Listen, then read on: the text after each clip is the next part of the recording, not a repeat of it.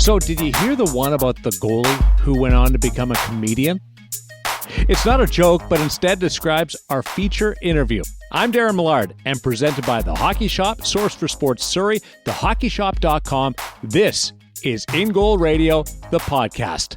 Today we catch up with Jim Ralph, a product of the Sioux. He played 4 years in the OHL, was drafted by Chicago, and spent 7 seasons playing professionally. While he never got into an NHL game as a player, Ralphie has spent his second career covering the Toronto Maple Leafs, where he is the radio analyst. He is also hilarious. When not at the rink, Ralph is speaking at a function somewhere all over this country. Our gear segment focuses on Brian's. Cam at the Hockey Shop gets the week off as InGoal Radio welcomes back Chris Joswiak for a second tour on this podcast.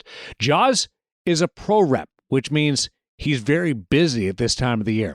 We'll get an inside look at his world, plus a couple of hints at the Optik 2 line that launches in a couple of months. It's a very busy show, which means it's time to bring in the co-founders of InGoal Magazine, Kevin Woodley and David Hutchison. Episode 33, gentlemen, is our funniest yet. And does Dad give this one his stamp of approval? Because Hutch, you are sort of the guy that keeps us grounded and in control in this podcast. Seal of approval for sure. Well, I don't know. You're the one who made this one happen, but I did meet Ralphie for the first time probably 4 or 5 years ago when I heard him speak to a group of young goaltenders. And I've been telling some of those stories to other people ever since. So I was really excited that we could finally get him on the podcast to share some of those things. So thanks for making that happen, Darren. It's a different interview as it covers a lot of areas, some serious, which you don't hear Ralph get too often, and some funny, and some reflections on his playing days, which cover off the 70s and the 80s. Woody, you get a chance to hang out with Jaws again. Tell us about what's happening there. Probably going to talk a little Optik 2 line, as you mentioned, Darren. Brian's is one of the only company that launches their new product November 1st, so a couple months after we start seeing it on the NHL guys, it's available at retail. So I don't know if he's going to give us the whole scoop, but we're certainly going to get some teases on what the new Optik 2 line is going to be like coming out in November. We'll also talk about what life as a gear rep is like, and he's teased me that we're going to mix in a little bit of EA Sports, because I guess some people want to know, will the new graphics from the Optik 2 line be available on their favorite goaltender when they go to log in and play video games? So Jaws is going to share some of those insights and just give, as he has in the past, give our listeners a taste of what it's like as a pro rep at a time of the year when everybody is trying new gear, testing equipment from different companies, and what goes into his life, during this busy stretch. It'll be fun. Plus, like I said, a glimpse of the new stuff. Pro returns, you see them from guys that have tried things out. I wonder how many sets you have to make for guys that are trying different gears. Say you're in one manufacturer, but they're interested in trying your gear. It must be fun for the pro reps, but also a little frustrating. I would imagine frustrating probably trumps fun in most cases, and I think that's where relationship building and knowing the guy probably comes in as key. There's really no point. You got to know who to chase, who you are chasing realistically, and who's just a wild goose chase. And otherwise, you're wasting a lot of energy. And yet, if a guy with enough clout asks for something, chances are an equipment company is going to make it for him to try. We have, however, over the years seen some try a little too hard. There was a period there where before Warrior got out of the NHL game, one of their biggest problems was they were making sets for anybody who was willing to try it. But back then they only had manufacturing in Canada. They hadn't gone offshore. And so it was at the detriment of their wait times for the people who had actually paid for the pads. And at one point, before they completely restructured and fixed all these problems, quite significantly so. So it is a balancing act. Gear doesn't make itself. It takes a little time. And for these companies, they've got to make sure they sort of pick and choose the right ones. And usually that means guys who, you feel are sincere and honest in their desire to try something and maybe realistic about potentially switching. And you can imagine the skill that it would take for one of these gear reps to meet these guys and get the product into their hand and convince them to take a chance on it. some of the most personable people in the industry you'll find are these pro reps. And I think you'll find that if you didn't listen to the first interview we did with Jaws, I think you're going to find it here. Just great people to spend time with, and those people skills really come out in the work they do. People skills sums up the folks over at Source for Sports. Cam gets the week off, but Source for Sports and the Hockey Shop, hockeyshop.com, humming right now going into all these camps. Yeah, and Cam's actually been out of town a little bit. Like, I don't want to pump up his ego too big, but one of the reasons we've given him a couple weeks off is we said we're going to mix things up. We're going to change things a little bit by trying to bring you some different voices. As much as we love Cam, as much as we love visiting the Hockey Shop, we're just going to try and go diverse on this. But he's been at CCM. And we were a part of the launch of the new line for CCM, the tease of the new Axis line for CCM that's coming out. So Cam was in Montreal getting to not only have a look, boys, but get on the ice in the next generation. Yeah, so Cam is he's kind of a big deal. He's at the Source for... He one-upped you. He did one-up me. I only got to do... You only did the carpet flies. He actually got on it in the ice.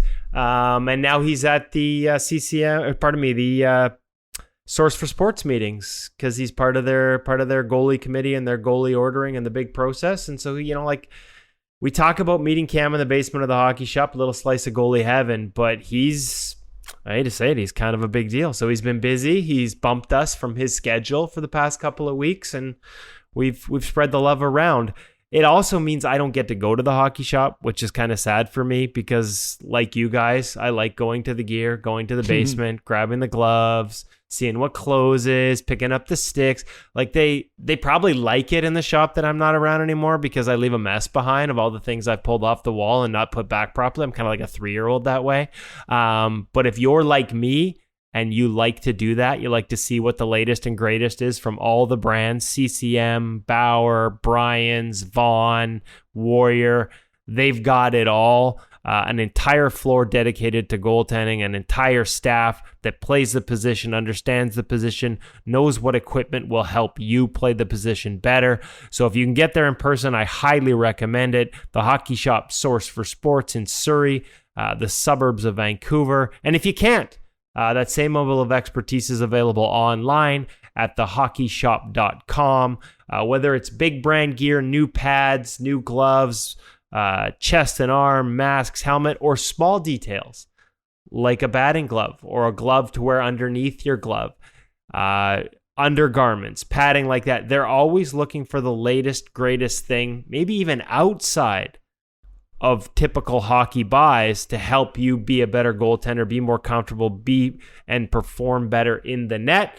So make sure you check them up at thehockeyshop.com, as well as reviews on all the latest equipment. They don't quite go as in-depth as we do here at InGoal, but they do a really nice job of going over the features of all the new lines. They'll be the first place you should check before the Optik 2 drops in November, except for InGoalMag.com, of course, and they're the first place everyone should go when it's time to buy. I'm curious about this answer, almost scared, but in all your time at the Hockey Shop and Source for Sports, and you're hanging out there, do you ever pull down a right-handed glove trapper and throw it on and just kind of work it around a little bit? I got to be honest, I never have, because... Oh, really? Yeah, I thought for sure you would have. No, they're not really... Are they goalies? I mean, with all due respect to Jim Ralph, are the guys that catch with the wrong hand still goalies? Do we count them? I don't know. What would Fierzy think? I don't know. Yeah, I guess. Yeah, okay. But that was a different era. I don't know. Yeah, we talk a little bit about that today in the feature interview. Before we get to Jim Ralph, there's a story about Sergei Bobrovsky dealing with goalie Bob and becoming a Florida Panther and what's happening there. That's up on the website. Yeah, InGoalMag.com, and a reminder, as much as for all those people that enjoy the InGoal Magazine radio podcast, we also have fresh content coming, and it'll be coming steadier now that the season is close to getting back underway. And Catherine Silverman, one of our longtime writers at InGoalMag.com, has a nice piece on Sergei Bobrovsky and, frankly, the secrets to turning around his career from a staying healthy standpoint. This is a guy who was just ragdolled by groin injuries for the better part of 2 straight seasons. Missed a bunch of time, almost a half a season, I believe, in 14-15. And then all of a sudden, after 2016 and leading into 16-17 and winning his second Vezina Trophy, he has not had a groin injury since. And so it's funny because when he signed with the Panthers, there was a lot of like, oh, that's a long term for a guy with a history of groin injuries, and he's on the wrong side of 30, and that's a lot of money and a lot of time and a lot of term. Well, the reality is that he hasn't, like, none of those problems are relevant anymore. And he explained, along with the trainers responsible for it, they didn't really describe the full program, but they managed to peel back the curtain at least on who it is, who's responsible, and a little bit of the sort of martial arts style training that he's been doing in the summer to go from oft injured to almost never injured. That bodes well for the Florida Panthers. You can get that full scoop at InGoalMag.com, and thanks to Kat Silverman for doing an awesome job, not just with Bob, but with the 2 trainers, both from Finland, that have been behind this transformation. Well, we'll look forward to that. You know who else is a southpaw is Mike McKenna, and I'm going to be working with Mike McKenna, our second ever guest on InGoal Radio, the podcast.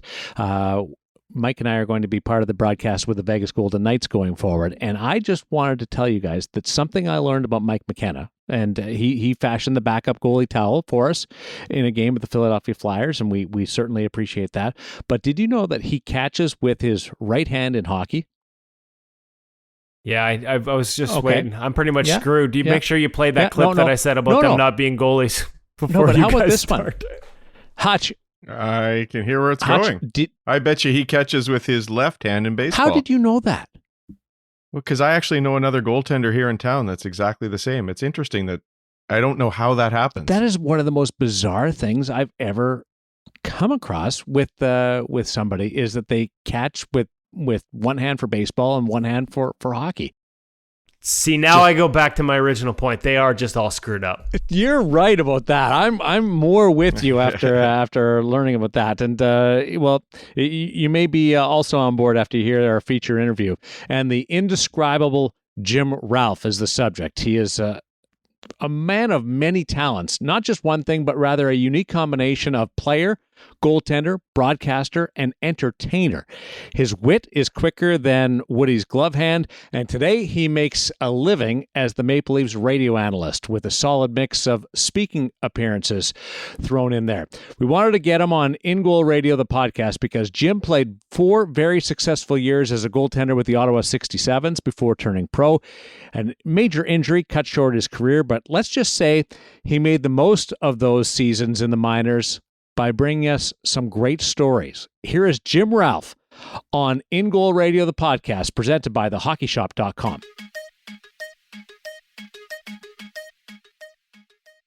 Ralphie, how would you like to be introduced, or what do you think is the most accurate way to introduce Jim Ralph to a segment? Well, I know I do quite a bit of MC work and public speaking, and I usually bring my own introduction, and it's more of an apology for who they're introducing and who they couldn't get, and they're stuck with me. So, I mean, I'm fortunate enough to, even though I only made it 7 years in the minor leagues, to do what I loved until my late 20s, and right now to be able to hang around and still do the same thing I did when I was 5 years old, which is go to hockey games. So do you think of yourself as an analyst, or do you think of yourself more as a former goaltender who is an analyst? I don't know if I've ever sat back and tried to label myself. Thank God. In fact, I joked when my broadcast partner, Joe Bowen, went into the Hall of Fame. I said, the only thing that's keeping me out is the category. You know, I don't think I really fit in. I think going into a player's slot might be a little tough, and same as the broadcasting. So I'm probably a hybrid as far as what I've become. And like I said, I don't know if I could put a label on it or really what I think of myself, or if I think of myself that highly. Tell us your story and how you got into goaltending, and then subsequently your career path. Well, actually, growing up in Sault Ste. Marie, we had something that was called a tournament team. So you never really played in a league, but you went to all these tournaments from the Silver Stick to Pee Wee. It was going to the Quebec Pee Wee tournament. And we just played against the league above us for exhibition games. So I was lucky enough as a defenseman. Ronnie Francis was a forward. I knew then one of us would go on to great things. And I made it, but I didn't play much. And I thought, boy, the best position, if you want to play the entire game, is to play goal. And I was a big Eddie Jockman fan growing up for one reason or another. And I tried out as a goaltender, and I made it as I played house league, but I was the backup for the tournament team the first year, and made it the second year. So it was more being selfish when it comes to ice time than anything that got me into the position. Then you end up going through all of that to Ottawa, and you had an all-world junior career. Well, where I was lucky was at the time the way the draft worked, that if you were to be drafted as a minor midget or a 16-year-old, you had to go in the first 3 rounds. And I remember that, and this is what I loved about my father, and which is so different than so many hockey parents today. I remember we were at our year-end banquet after my first year in midget hockey, and it was for all of what was called Sioux Major. And I remember the guest speaker at the banquet was a kid that played for the Greyhounds that year named Wayne Gretzky, who spoke for about a minute and a half and was very uncomfortable being there. But I remember at the time that the kids on my team said, it was in the paper that you rated number 1 in Ontario to go in the OHL draft as a 16-year-old.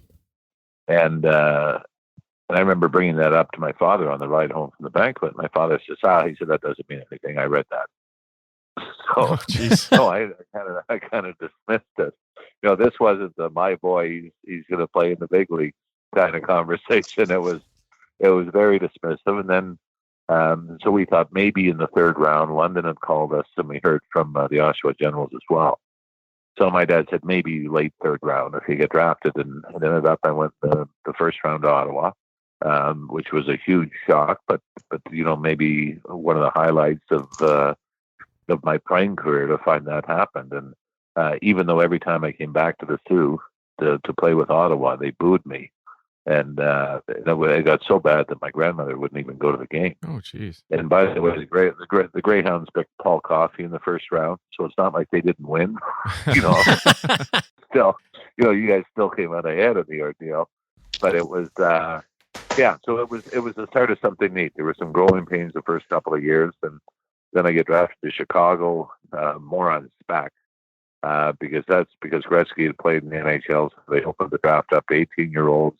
And then I was lucky enough to go to training camp and spend time with Tony Esposito. And then it was my last 2 years at junior after that training camp that I made the all-star teams, and we won the goals against thing. So where are you in career aspirations and expectations as you leave junior? As I was coming out of the junior, yeah. Well, I mean, at the time there was, and I didn't find this out until years later that I it actually held the wins record in the Ontario Hockey League for 26 years. Oh wow! Which I didn't know until they posted something. So I didn't find out till I was 3rd. So it's not like I couldn't live off that. For 26 years I could have lived off that. I would have special cards made. I told my son I would have. I'd probably be on TV instead of radio now had I known. I said I never would have married your mother. And I know but it was. So at the time, Tony Esposito was still there for a couple of years, but there was the feeling that I was, destined to one day, once the spot opened up in Chicago, to be there. But as they say, there's a million of those stories of guys that didn't make it for different reasons, and I guess I've got my own. Bring in David Hutchison and Kevin Woodley. Hutch, take us down a path here. Yeah, Ralphie, one thing I wanted to talk to you about is just personalities. You bring up Espo, but there have been so many over the years as a broadcaster that you've encountered, and you've got a larger-than-life personality of your own. So who are some guys you've enjoyed meeting over the years and enjoyed having a chat with? Well, I mean, one of the things, and this is, the broadcasting side is one side, but through the after dinner speaking and the emceeing of golf tournaments, if you would have told me growing up in the Sioux that I'd get to meet one of Bobby Orr, or Bobby Hull, or Guy Lafleur, or Gordie Howe, I would have been thrilled. But to have sat at head tables with all of them, and you can throw in Kareem Abdul-Jabbar and John Elway and some great stars from other sports. So for me, it's very humbling. I don't have that swagger that I look around and go, yeah, I belong here. I'm very much in awe. I've, as far as Bobby Orr goes, I've emceed Bobby's golf tournament for the last 9 years. We've known each other for 25. And as much as I want to, try to be cool and everything else, every now and then it kicks in where I'm a 10-year-old kid again, looking at him going, "You're Bobby Orr," So it's I've been very, very fortunate, and Don Cherry was very good to me as I made the transition from playing into broadcasting.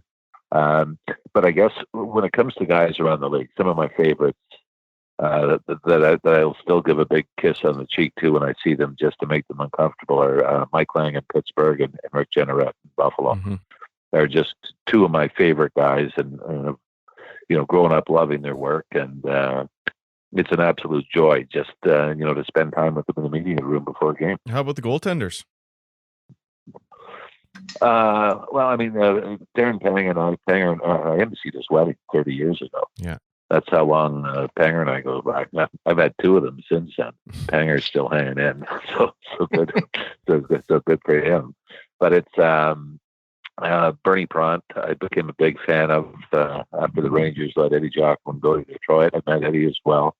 So there's Jerry Cheevers, I think, is another one that is, to me, one of my favorite people in the world. When you get to sit and have a cocktail with them and hear certain stories that you remember as a kid. For me, Jerry Cheevers, I remember getting his book, and it was called Goaltender, I believe. It was out in the early 70s. It was in diary form, I believe, just after Jim Bouton's book had come out, Ball 4 on the baseball side. And I read that book, and it was all about life in the NHL and talking about Bobby Orr and Phil Esposito and missing a start when he lost a couple of games in Vancouver and Los Angeles. And to me, that sort of became my Bible, where that's what it's like to be an NHL goaltender, the day-to-day life. And, so to get to know Jerry after and that, really felt like I knew so much about him just because of that book. It was a pretty cool thing.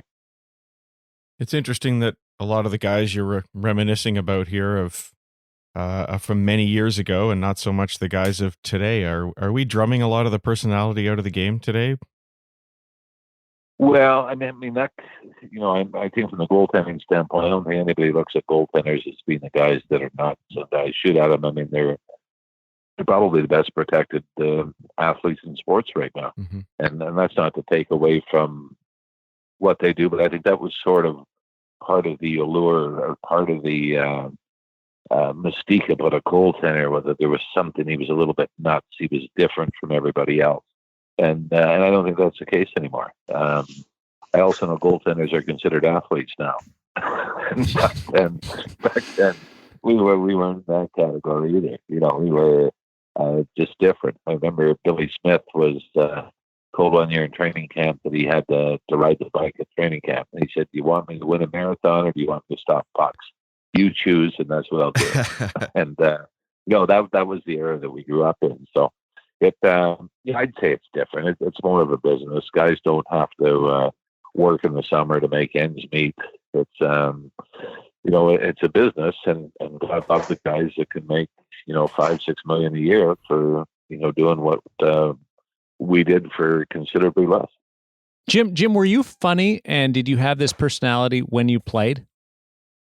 I like to think that I was a good teammate, and we had fun. I mean, I guess there's certain things when you go back, like getting on the mic at the front of the bus and screwing around with guys. I remember when I believe I was playing in Halifax, and we played, I believe it was in New Haven, and we had to bus from New Haven to Boston to fly back to Halifax the next day. And I remember we were watching the World Series. It was St. Louis and Kansas City. That's my strongest memory of it. And we were watching the game, and I think Kansas City was up 9-0 into the ninth inning. So I got a hold of a newspaper and had all the lineups. So when we got on the bus, I started doing the rest of the baseball game. And I had the, St. Louis coming back and making it 9-8 with 2 out in the ninth and the bases loaded. And I was just screwing around doing it, but the guys in the back of the bus thought it was actually the game. And until I had Ozzie Smith in 23 straight foul balls with a full count left in the ninth inning, and somebody finally yelled from the back, "How many effing foul balls is that?" And somebody said, "It's not the game." So I mean, I guess I think in some ways that the legend has grown. I mean, Steve Ludzik is a great friend of mine. Wrote a book. And he said, I want to use 4 stories about you. So I said, I appreciate the call first. I said, what are they? And I swear to God, 3 out of the 4 stories weren't me. I said, Lud, I don't think I did that. Or I don't think I would have said that. And he said, no. And then finally I just said, I don't care. If you want to use it. Yeah, if they're good stories. So, yeah. So, I mean, I'm just somebody that I think like to have fun. It was more important for me, I guess, to be a good teammate, get along with everybody. And, I think we entertained each other as much as it was, me entertaining, the troops on a bus. Did your coaches like your humor? No, they didn't. They didn't.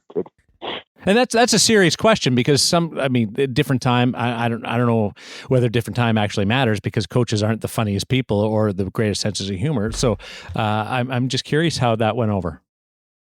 Well, I played with Bruce Boudreau in a number of places, and he loves to bring up the story of how a coach in Halifax not only wouldn't play me, wouldn't let me practice.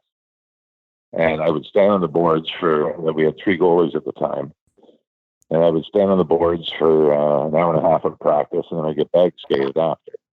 And this happened twice, and then the third time, I just left the ice and I tied all my equipment together and put the sweater on it, and I hung my equipment in effigy from the rafters in the dressing room. And the boys loved it, but the coach didn't think it was that funny, and I went home.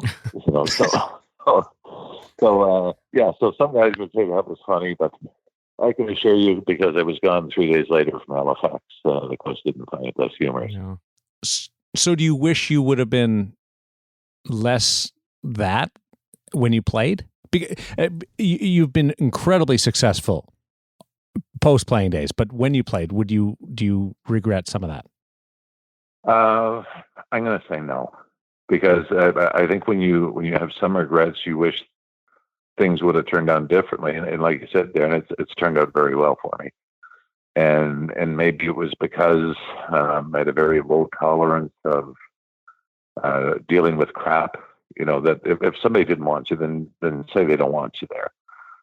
Don't try to get you to quit, or don't try to humiliate you in front of other people. And I think I've sort of, again, probably got a lot of that from my father, where you don't have regrets. You just expect to be treated a certain way, and you expect honesty, and you give honesty. And when it's not there, you have certain reactions to it. I mean, I remember there was, going back, I guess, to another thing. There was a comedian named Mike Birbiglia who had a comedy special, and the title of it was "What I Should Have Said Was Nothing." And that's I can kind of look back at that and go, okay, yeah, I probably should have just shut up. But I remember there was another coach I had trouble with. We were in Springfield, and I heard from the trainer as soon as I was the last player sent down from Chicago. And when I got to the trainers who know everything, the trainer said to me, "Watch your back. He doesn't want you here." And I never had a conversation with him, nothing. And again, there were 3 goalies. And as training, the end of training camp and the start of the season went on, it was pretty apparent the guy didn't want me there. So I remember we were playing trivia on the bus coming back from a road trip. And the coach at the time says, "I got a question." He said, "Name the only goalie to ever score in professional hockey." So I yell out, "Billy Smith." And he says, "Wrong." I said, Billy Smith did it with the Islanders against Colorado. I said, Michel Plasse scored in the Central League against Kansas City. And his response to the back of the bus was, he said, Plasse is right, Smith is wrong. He said, Smith didn't score the goal, he got credit for it. So now there's this awkward pause on the bus, to which I should have said nothing. But I said, I've got a question. And right away, all the guys turned and looked at me as if to say, just shut up. Like, don't. And I said, my question is, how many goals did Wayne Gretzky score last year? And how many did he get credit for? And that was the end of the trivia, and I was gone from Springfield about 3 weeks later. But no regret. Like I said, I mean, you could sit there and take it and play the victim. And I told my son, who's gotten into broadcasting, and this is probably the worst advice I can give anybody, but I said, if you're going to get screwed, I said, have a story. Just don't leave with your tail tucked between your legs. Give them a reason, and at least you can go out and say, okay, I kind of deserved it. Woody, let's bring you in. Well, I was just curious because we know a few goaltenders have been in the backup roles that have had big personalities, whether it's within a room, within the media in today's era, or even more so, maybe even on social media, where their presence at times is bigger than their role on the team. And in some cases, I won't name specifics, but for some guys, it's gotten them maybe not into trouble with organizations, but it's gotten them run out of organizations, whether it's fair or not. So have you seen examples like that? Do you relate to that? Is that just the way the game's going, or would you give the same advice to them? Just be yourself and to heck with what the other people think. Yeah, I still think ultimately it comes down to how you perform with the opportunity. And unfortunately, in my third year, I blew my knee out. I missed a year. And that was pretty much it. And then it was the backup roles, when I struggled to come back. So I think one of the things that I grew up with, my older brother and I shared a room, and his hockey coach one year got every kid on the team this present, and it was a hinge picture frame, and on one side it was a mirror, and on the other side it was a poem called "The Man in the Glass." That is pretty popular, and you can find it on the internet. And I've always tried to live by that, where it's basically that by the time things are said and done, you've got to look at the guy in the glass and say, am I happy with him? And did he do the right thing? And can I live with what the actions are? And even though what I did or what I said during certain points, I can look at it and say, you know what, I can live with it. That I didn't back down, or I didn't try to suck up to go further. Sometimes you meet people in your life and personalities clash. And I guess if there's any regret, it's that I could have handled it in a more mature manner. I could have called a meeting and I could have asked questions rather than responding the exact same way that I was treated. Now, I want to slip to the broadcast side too. Like, I think I know the answers just because we're smarter than the rest of the players out there. But why do goaltenders make such good broadcasts? Like, why are there so many goaltenders in the industry on your side of things right now? Why do you think? Well, I think you can relate to this, Darren, because you see the game from a different vantage point than most, whether you're playing or whether you're on the bench. So instead of one guy having the puck and looking for somebody open, you're a goaltender and you're looking for four guys that are open. And how you're going to relate to it and how you respond to it and how the play is going to set up in front of you. So I think that's, almost like a catcher in baseball where everything's in front of you to analyze instead of, sort of being in the scrum and trying to make something happen. You get a different view of the game. And I think you relate to it that way. What about the way the game's evolved? The position, the way it's evolved, Jim? Like, the styles change so much. A lot of people use the word robotic. As you said, they have to be athletes like maybe never before. I always hate the word robotic, but it's certainly a lot more structured than when you play. There's a lot less personality in save selections, a lot less uniqueness, a lot more sort of sameness. Does it take any fun out of it? I know you're going to ask me one question where my answer would describe me as a dinosaur. I knew eventually that was coming. I mean, let's face it. A lot of it in the 70s and 80s, it was the masks. I mean, that was, Jerry Cheevers because of the mask, and Bernie Perron, Eddie Jockman. But the styles were all different as well. And I think once the equipment got to a certain size, it didn't take a whole lot for people to figure out, use the equipment to your advantage. Just try to take up as much net as you possibly can. And, I don't begrudge or criticize anybody for doing it, but Marty Brodeur was probably the last of the almost stand-up goaltenders, where you would actually see him, make a kick save. Whereas now it seems to be, I would put it this way: the position has gone to what I believe from the most undercoached position in professional sports to possibly the most overcoached. I think it's great for kids to learn techniques and everything else, but I think when a guy's winding up coming off the wing and you're thinking gap control and you're thinking where's the rebound and how am I going to handle it? What if it? I think once that becomes the mindset, and not exactly watching where the puck's going, it concerns you a little bit. What were you thinking when somebody came down the wing and took a slap shot? I'm probably done after this. But I mean, for us, it was the only thing I had. Jacques Pond had a book called Goaltending Out in the 70s, and that's all we had. And it was really the mindset was that if you were perfectly square to the shooter and you were in perfect balance, and this is the Bernie Perron method of playing as well, the most you have to move to stop the perfect shot is 4 to 6 inches. Now, if I take that mentality and put it into today's game, the perfect shot is 3 inches. Mm-hmm.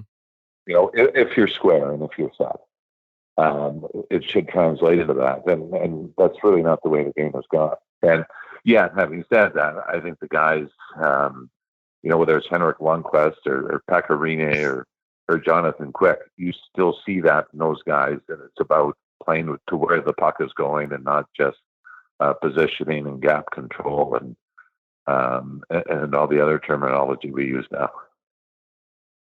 Who's your favorite goalie today to watch? Today? Yeah. I'm going to go Carey Price. I just think he is so good post to post, and there's such an ease in his game that, and probably, even with the struggles the team has had in front of him, I still look at him as being, the most consistent. Although Vasilevsky's fun to watch as well. I mean, he's sort of I don't want to say Hasek-like, but you watch some of the saves that he's made in desperation. And I think there's a pretty fair comparison to Dominic Hasek there as well. How about Leafs over the years? You've been broadcasting the Leafs for 20 plus years now. What's who are your favorites over those times? Probably Martin Gerber. No, I'm just kidding. How do we take that seriously? Darth Gerber.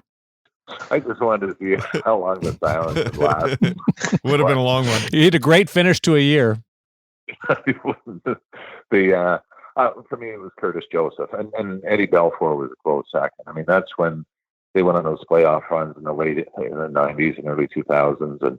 And Curtis I'd actually known since before he went to college to play, living up in the Newmarket, Aurora area north of Toronto.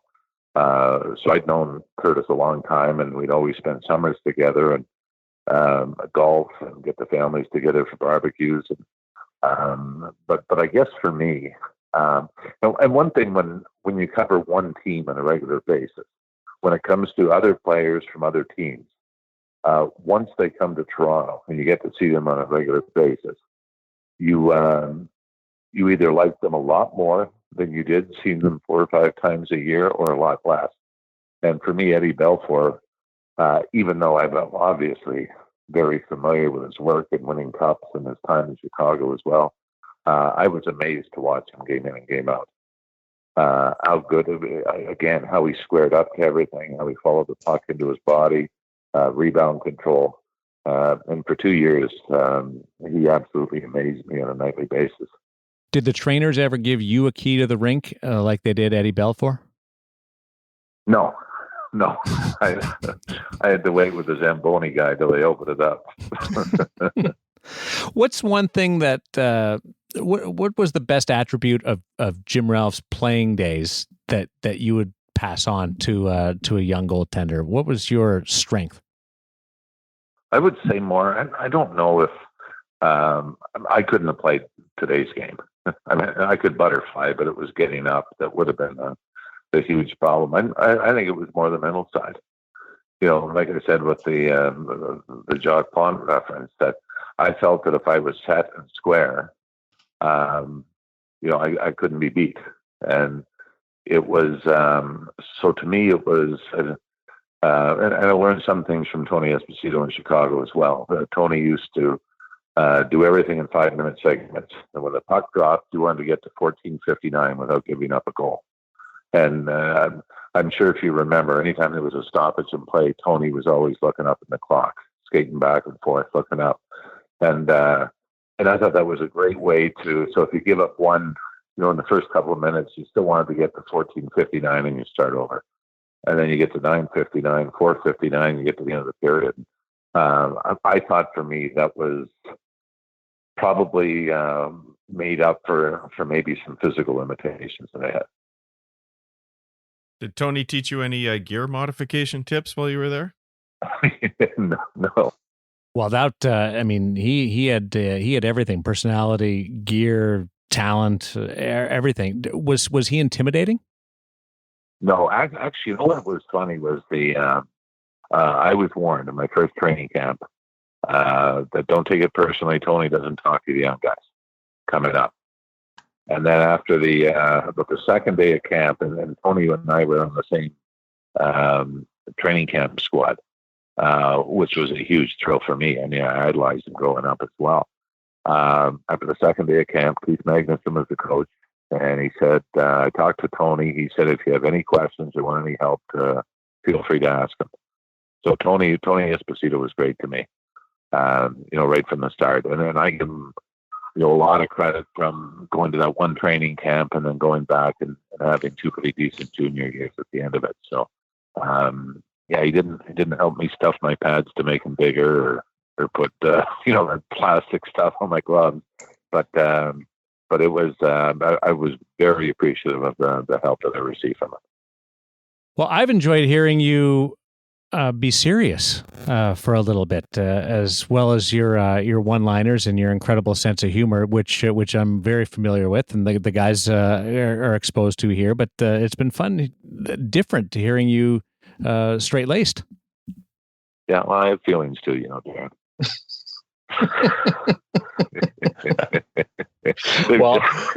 they've just been crushed for so long. No marriages, minor league career, you know. But it's it's always been. Oh, you know what? When we're talking as well, I mean, about former great goalies, Mike Palmatier and I golf all the time in the summer. So he's still a really cool guy, and it's amazing how many people recognize him to this day. You know, and it's been 30 years since he's retired. So it's pretty cool. Again, you know, to say growing up in the city, you'd be golfing with Mike Palmatier once a week in the summer for a few years. So I've got a good Palmy out there as well. Why were there so many more Southpaws in your era than today? I don't know. You know, they although in all honesty, there wasn't a lot. I mean, I was a Southpaw, you know, from Sault Ste. Marie, and I always joked about I'm the second best left-handed goalie from Sault Ste. Marie ever to play in Chicago system. You know, it's not really you should write a book-worthy comment, but it was yeah. I don't know why there's so few now. I mean, now you've really got from Louis Domingue, I think, is one. Yeah, there's not a lot, but yeah, Palmy left-handed, Tony Esposito, Roger Crozier, I believe, Grand Fear was a lefty as well. So I mean, there was never really a lot. You did have Grand Fear and Tom Barrasso a little later on in that area, but I don't know whether kids are being taught differently. I'll admit that halfway through my career, I thought maybe I'll switch. Right, the other way. Well, hey, I was just going to say, Jim, like you said, you're a big fan of Andrei Vasilevsky. He actually started as a lefty, but they didn't have equipment in Russia, so he didn't have a choice but to go the other way. But on your Palmateer story, I got to ask now, knowing that you guys have a relationship, what went through your mind when he skated out in that alumni game in those old vintage pads and especially the mask? Because as a new school guy myself, I feared for him. Yeah, well, you know what? He played fearless when he was in the league, and he hasn't changed. Not even on the golf course. 260 carry with a 3-wood over water from the fairway. He's going for it. Even though he can only hit it 180. He's, but it's, yeah. I mean, I thought it was neat, and then we saw Bernie Perron kind of do the same thing in the outdoor game in Philly, the alumni game as well. But I said to him, because you remember he stopped Holmstrom on the breakaway, the penalty shot, and then hurt himself. And I said, well, at least he went out on top. At least you went out. They say you're only as good as your last game and your last moment. Paul said, what are you talking about? He said, I got one more left. He said, I'll be back. He said, I got one more left. So, at 65, we'll see Palmy again somewhere. But he is, I don't know if I've met a more competitive guy. Cujo is very laid back, competitive, but quietly competitive. Palmy is no different than the 20-something-year-old kid that told Roger Nielsen your goaltending problems are over when he got called up to Toronto. Palmy hasn't changed a whole lot. You've been great as well, funny and personality, and bring an analyst and a goaltending perspective to it. We've been angling to get you on for a while. We really appreciate you doing this for us. I appreciate it too, Darren, and really look forward to seeing you in Vegas. That's something that made a lot of people happy. Let's get out in the town when you stop by. You, me, and Bonesy. Yeah, there's nothing to do there, but maybe we'll find a small bar or something. Exactly. Thanks, Ralphie. Thanks, Ralphie. Thank you. All right. Great. Thanks, guys. Bye.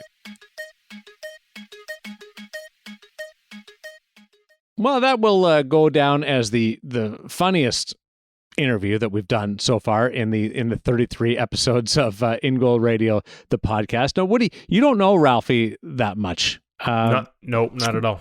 What did you learn from that conversation? He is a funny dude. Self-deprecating. Yeah, well, funny. you know who it reminded me of is maybe to a lesser extent, it reminds me of Roberto Luongo. Yeah. And a guy who I knew had that personality because I dealt with him a little bit since his time in his first stint with the Florida Panthers in 03-04.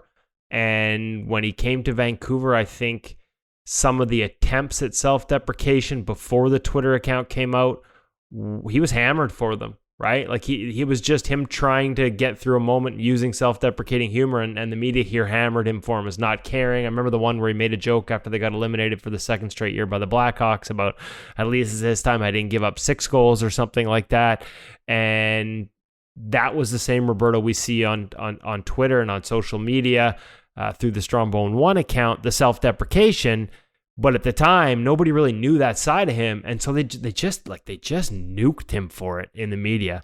And since then, through social media, he's allowed that sort of humor and that personality to come through, and he's been embraced for it. And I just think the tone of some of it in terms of the self-deprecation, it reminded me a lot of sort of what I've known Roberto to be even before the Twitter account, and what I think the rest of the world has known Roberto is since the Twitter account. And sharing that type of personality, in my opinion, is never a bad thing if it really is who you are. And I think Roberto now would agree with the same thing. And obviously we heard Jim Ralph, even though it caused him problems earlier, he wouldn't change much, especially that side. Kind of wonder if Lou hadn't been as good as he is, whether he might have ended his career a little earlier as well. To me, it's really sad that we beat these guys down for showing some personality. And I think it takes away some of the opportunities for us to get to know people and enjoy the lighter side of sport. I think we got to let some of these guys show their personality off, and it's really sad when particularly in hockey, they get beaten down for it. So will you be like Jim's father in the car leaving the minor hockey banquet with your son, Hutch? No, definitely not. Although I do think it's crazy, all these different accounts as you hop on Twitter that start ranking kids who are 11 and 12 years old. So I don't share any of those things with them and what I think of that. But no, I think our job as parents is to instill lots of confidence in our kids, because the game does all it can to beat it out of kids. So let's instill it in So them. what would you do if young Maddie started becoming a real character? Would you tell him to tone it down? Because that's our ultimate sort of contradiction of wanting one thing but being pulled in another area. Yeah, isn't it true? Time and a place, I think, is one thing. You got to pick your time and place, and I think you don't do it right away when you meet somebody. Thankfully, Maddie's pretty shy, so that doesn't happen until he gets to know people. I think Ralphie would tell you that he picked some places he probably shouldn't have picked. So I think that was great lessons for the kids. You know, another lesson for me that I don't actually think came up in the interview, but as I was prepping for it, discovered that he started his broadcasting when he was still playing for the Ottawa 67s. Got involved with radio as a summer position, and was obviously looking to his talents and to his future beyond goaltending. And I just love that. I think it's important that beyond goaltending, kids need to look for what their passion is and to start to follow that passion, because you never know where it might lead. And obviously it's led to some great places for Ralphie. He was entertaining and he was fun, and he has been that way for a long time. I'm glad that this audience got a chance to hear him. A twist on the gear segment this week, Woody. You give Cam a break and return to one of our first guests on the podcast with a man that they call Jaws. Here's the gear segment presented by Source for Sports Surrey, the hockey shop. Okay, welcome back to the podcast, the InGoal Radio Podcast, presented by the Hockey Shop and the Hockey Shop Source for Sports. Chris Joswiak, pro rep for Bryant's. How many years now, Jaws? I think we're going on 10, actually. So wow. So okay. It's funny because we had to measure how long I've known you, and I was actually measuring it based on every 2 years certain lines and going back to the original Sub-Zero line and doing that review. So this is the gear segment. Brought to you by the Hockey Shop. So we're going to start talking gear, and then we're going to ask you a few questions about life as a pro rep during a busy time of year with guys, trying stuff, going back to their teams, summer skates. But first, Optik 2. So a two-part question. What can you tell me about it? We're still almost 2 months out from the actual retail launch. And there's probably some people out there wonder why. Why does Bryant's launch their new pads and gloves November 1st as opposed to sort of early April like all the other brands? Can you walk me at all through the strategy and thinking behind that? Sure. So to start, we're very excited about the Optik 2 launch. The Optik 1 was really revolutionary for us. There was a lot of game-changing, aspects of that line, with the BOA, with the limited outer roll, really showing off the Primo and all that. So it had a lot of, high-end features, and it's a high-performance line. I think compared to the Genetic, I really think the Genetic's for everyone. It's a nice pad. It's not too soft. It's not too stiff. It's really easy to get into versus the Optik. If you're a high performer or you're looking to be as fast as possible, take as much coverage, those kind of aspects, it's the pad and gloves for you. But, again, it's not for everyone. Yeah, the new line is going to be exciting because it's taking everything we learned from the first one and just maximizing it. So it's going to be a faster pad, harder rebounds. We're going to have a new core called the Max Core, which is just a completely different foam layup. So it's going to really play different than the first Optik. We're going to continue to have the BOA on the gloves. We've changed a lot on the glove, especially the blocker. So just super high performance, really nice. We're really happy with how the graphics turned out and all that. So, so far the feedback from guys that wore the previous Optik to this, they're absolutely in love. I just talked to Shesterkin from, the Rangers organization yesterday. He's, super in love with them. And Same thing with Sparks and all these guys. So they're really excited, and we're excited too. So it'll be a nice launch. And then, yeah, kind of going off your second question, why we do it in November, is that was something that, about 8 years ago we strategically did. Since we build the pads in Canada, there's not as big of a turnaround and, process as it is for the companies that build their, stock gear overseas. So we have a leg up there, and it's also just a retail strategic thing to get our gear in there before, the stores buy the big brands and all that. So there's many reasons behind it, but also, I think it's a little unfair that you see these NHL guys wear a line all season long, and then right as the season's about to conclude, the retail customers are able to pay and order it. And, I don't see the point in that. So for us, we let some of the high end guys get the pads right now. And then, by the time that the season's in full gear, you're able to order it as well. So. Okay. Not a bad philosophy. So let's just go back to the style of pad real quickly. So if I'm reading that correctly, Genetic, when you say more pad, like Genetic's got a little more traditional feel to it in terms of flex and some of the aesthetics. Optik, if you're based on what we did with our testing with the original Optik line, it's still thinner, still sort of lighter, still kind of. Is it more the evolution, maybe even revolution, and Genetics kind of evolution of tradition with still a lot of new features in it, but Optik is where you're sort of playing with new concepts, like limiting the outer roll and things like that. Correct. So the Genetic has internal knee rolls. It has a lot more torsional flex. The Genetic's going to be more forgiving per se, where the Optik line is more boxy. I would compare it to, the Premiers, the 2S's, those kind of pads. So, it's less forgiving. It, hard, solid seal, but it definitely is a different style. For me, I'm turning 34 this year. I generally prefer the Genetic line. However, I've been testing the Optik 2s right now. I really like them, especially the glove and the blocker. So it's an awesome line. Really, the biggest thing with anyone is you don't know what you're going to like until you try it.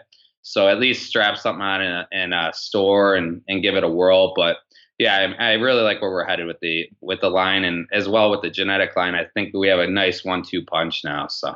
Okay, so when in the past, so this part we'll transition a little bit into the job as a pro rep.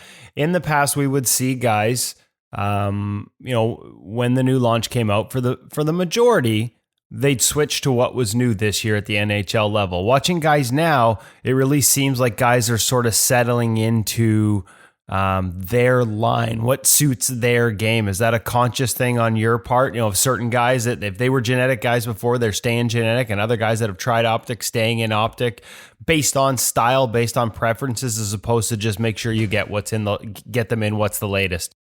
Yeah, I think, Brian's is one of those brands compared to, say, maybe Vaughn or CCM, where, you see guys in Vaughn, right? They've worn the V2, the V3, and then, they're staying in the V4. It's just, they're known as a brand where guys stay and wear the same exact thing every year, basically. Same thing with Premier guys with CCM. I think with Brian's, you've always seen our goalies be a little bit more braver and willing to test the waters in something new and exciting. With where we were with the Genetic last year, so many guys are so happy with it. They don't want to change a thing. Most of the goalies wore the line completely stock. I can't even really tell you what we've really changed on most of the guys. It's been like essentially more stock than retail orders. I feel that, a lot of retail customers just change things for the sake of changing. So, really this year, you're going to see a lot of guys that were just so happy in their pads last year, Georgiev, Nilsson, so on and so forth, that, they don't need to change anything. Even like Demko, in Vancouver, he's traditionally always been a guy to test the waters and try something new. He was really happy with his pad, so he'll still be in the Genetic 4 pad. He hasn't even looked at the Optik 2. And then, but we did, he was always an Optik glove, so he went to Optik 2 and he's obsessed with it. So it's, you'll see a big difference where it'll be more split off this year compared to all in the new stuff. So, and I think that's probably, a sign of the line sort of, for lack of a better term, having some separation in terms of, having some unique features that are, for different preferences. Whereas I think there was a time there where it looked like Sub-Zero and Genetic were almost growing together and becoming more similar than different. It looks like we've got some distinction between your two lines now with Genetic and Optik. Is that a fair comment? Yeah, for sure. And that, a lot of that comes from the retailer's point of view too. They get frustrated. They, spend thousands of dollars bringing in a new line just for next year to have a similar line, cancel that out. So any stock that they have left is virtually wasted money. So to create a larger distinction between the product lines was a goal of ours. So yeah, you're going to have a more stiff, hard, super high performance line. And then you're going to have your, flexible, forgiving, nice traditional hybrid / butterfly line. So nice. Okay, so pro rep job. What's it like in the summer for you? How much we saw obviously on Instagram. We've seen some of the pictures.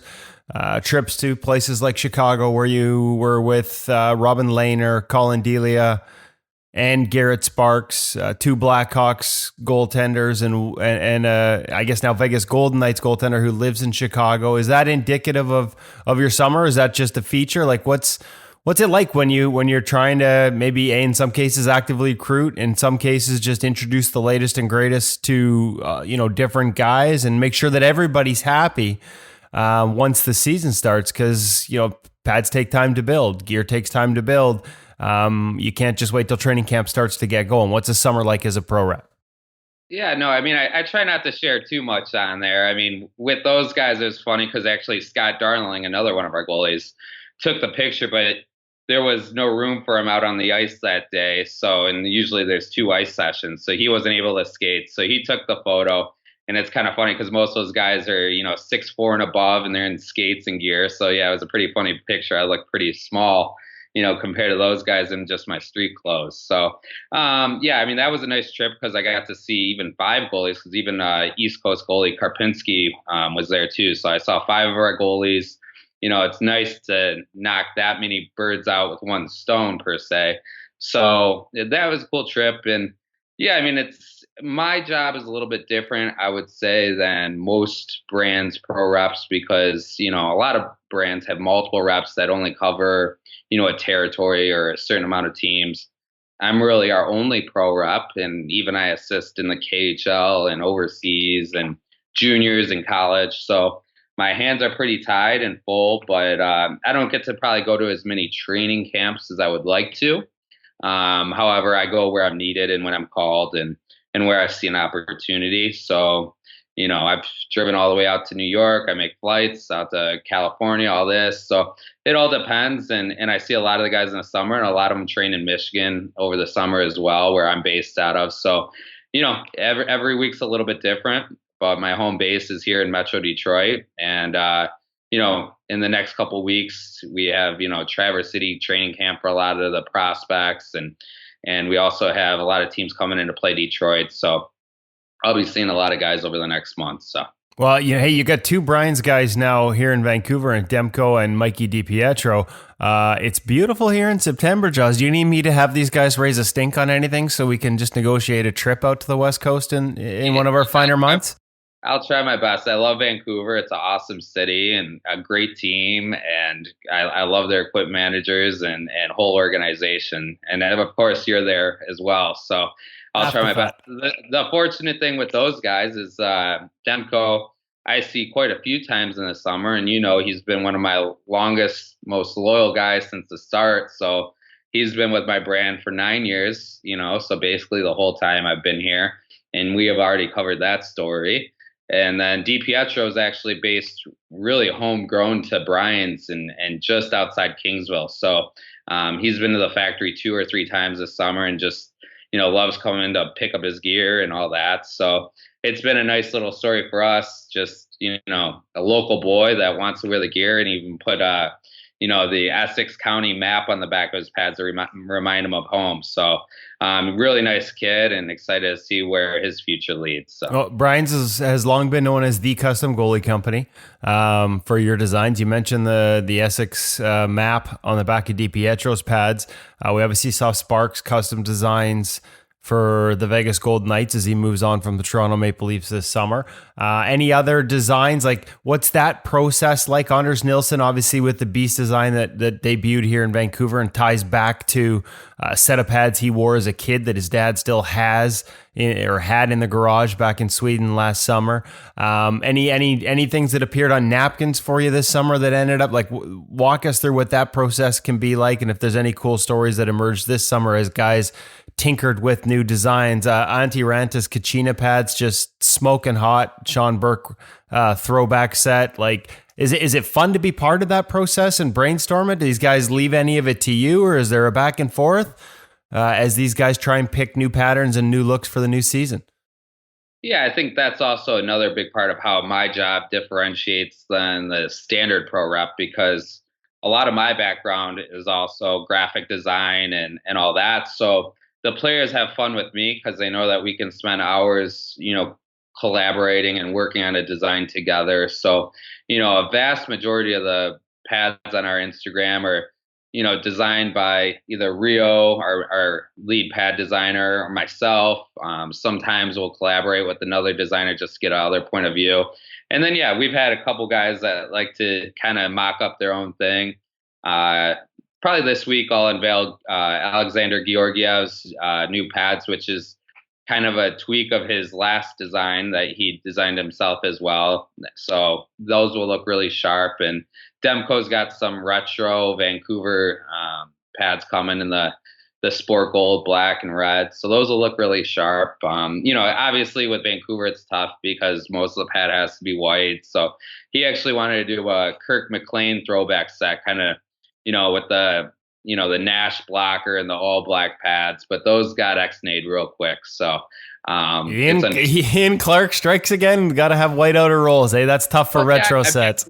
The guys played great last year, and even Anders Nilsson this year. I asked him if he wants to go more color based, and he was strict on staying with the white frame and continuing with Clark's frame of mind. So I give him credit, and whatever works for them, and it's great that the guys buy into the philosophy, and we'll see how it looks and works this year. So I would have been excited to see a Kirk McLean retro set. I gotta say that would have taken me back to my youth, but we'll see what you come up with. It is the 50th anniversary season here in Vancouver. Now listen, hey, one thing that I don't think a lot of people would expect as part of the job as a pro rep, and it actually has some ties here to Vancouver, is you take a lot of crap over EA Sports and whether or not your graphic gets into the game. Again, you launch it in November, so they're usually working on that game long in advance.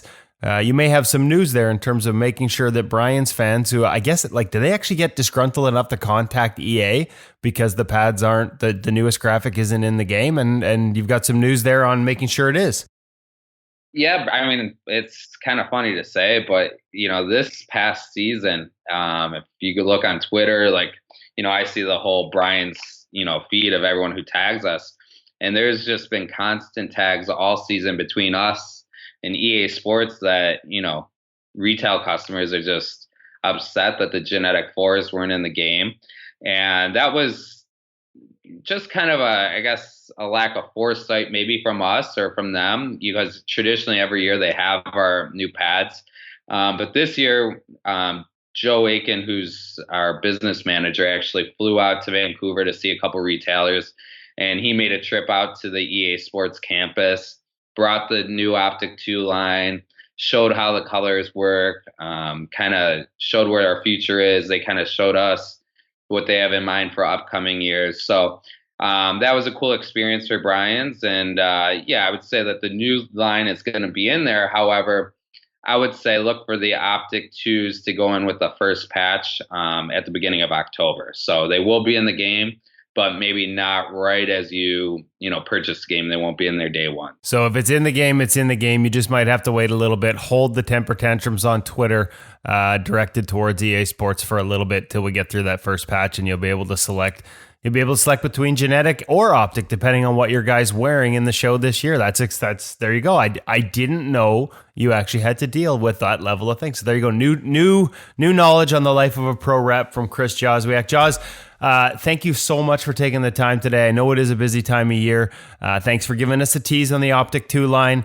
hopefully we'll connect and make sure we tell the rest of that story as we get closer. Some of the technical features and innovations as you guys move, in that direction of fast sliding, hard rebound pad to complement the genetic line. Exciting times, and I appreciate you taking the time to be part of the InGoal Radio Podcast again this week. Our first 2-time guest from the gear or pro rep side of things. So you're a trendsetter, my friend.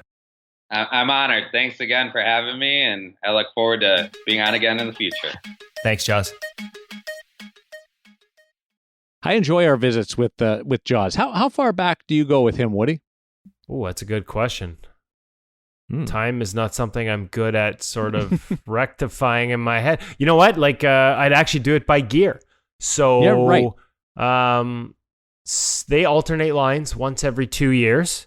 This is Optik 2 coming out, and that followed the Sub-Zero line, which got to 3. So 1, 2, 3 Sub-Zeros and 2 Optiks is a 10-year span. I remember the first set of Sub-Zeros is roughly when we started working with Brian's and Jaws. So I'm going to say a little more than 10 years, Derek. Oh my goodness. That's about the most honest way of telling time I can imagine. You, like but that's realistically, how I do it. Like that's how I got to know him. Our work, we reviewed the first Sub-Zero line, which is quite innovative for its time, really innovative for its time. As a matter of fact, it was one of the first ones to bring out Velcro strapping, and a lot of people are like, come on, like where's my leather and buckles? Well, that stuff was super light, and it's showing the test of time. And again, that's guys like that and companies like that, and all of them now innovating in different ways is what makes this job fun. It's always changing. And yeah, I guess I don't know if that's sad or what, but I actually measure relationships in gear launches. That was fascinating. Just don't tell your wife. I've never heard anything like that before. I'm glad you did that now in episode 33 and not episode 1, or else I might have ran for the hills. And Woody, I want to know what was popular gear when you met your wife, Woody. Come on. Yeah. See, now this is going to be bad for us, Hutch, because I wasn't a goalie when I met my wife. Don't forget, I didn't start playing until my mid-30s. So yeah, probably this is why I have trouble with some of the old gear conversations. I don't have the same volume of reference as you two old farts. Right. Well, I was wearing the Felix Potvin cohos in leaf colors. Oh, good for you. I was thinking when I met my wife. I was GP21. So I think the reason I'm probably still with my wife is I met her after, or I married her, and then I started goaltending. So that garage full of stink, that didn't exist when I locked her in. It's too late for her to run to the hills, Darren, when I started bringing that stuff home. Yeah, and my wife took up goaltending when she met me. Really? Yes, true story. Doesn't play anymore because of injury, but 2-goalie family there for a while. Good for you guys, and now with Maddie. Wow, that's really unique. Again, you guys, you may have just won up Woody for the gear reference and the timetable. So, yeah, I think it's time to sign this thing off. No, but before you do, Darren, you're so smooth and you just slide things in so carefully that you mentioned Vegas a while ago, and Kevin and I didn't get a chance to jump in. So I would just like to, on behalf of both of us, congratulate you on the new gig down in Vegas. And why don't you tell us a bit more about what you'll be doing? How big is the guest room? The guest room is going to be very big. Well, I'm looking for a house right now. I'm trying to sell my house at home, so it's a little crazy at this point. Going to be hosting. So if anybody's looking to move to Markham, Ontario, please contact Darren at InGoal. Yeah. What's that address again? Podcast at ingoalmag.com. You can also offer your real estate questions. I've been getting to know the Vegas Golden Knights. Well, actually, a long time since the introduction of the announcements of the roster during the expansion revelation. So that goes back a couple of years during the NHL awards, and so I got to know them a little bit then. We've been chatting back and forth, and it just came that this is the right time. Good friends, Kelly McCrimmon from Brandon, Gerard Gallant from PEI, Mike Kelly, Ryan McGill, Ryan Craig, coaching staff, all great guys, and our great goalie coach as well, who when I was down there in January, I learned doesn't go on the ice all the time during those drills, which you guys told me all about. you already knew that, but I didn't. That just means that Dave Pryor can do a podcast with you from the bench while they're actually out there. Exactly. And I was thinking about Pryor. So pre and post game intermissions, probably a podcast or two, and some other stuff. So this is good. And my phone's just starting off with Siri as I say that. So it's going to be a lot of fun. I'm going to be a very, very in a steep learning curve at the start because I've never lived in the United States, so that's going to be fun getting all my stuff in order, but looking forward to it. It's not going to affect this job, though. We're going to continue on with my appearances on InGoal Radio, the podcast. You're stuck with me. Well, we're super excited about that because everybody would feel stuck with us if you weren't here. No, Woody, you just have more time.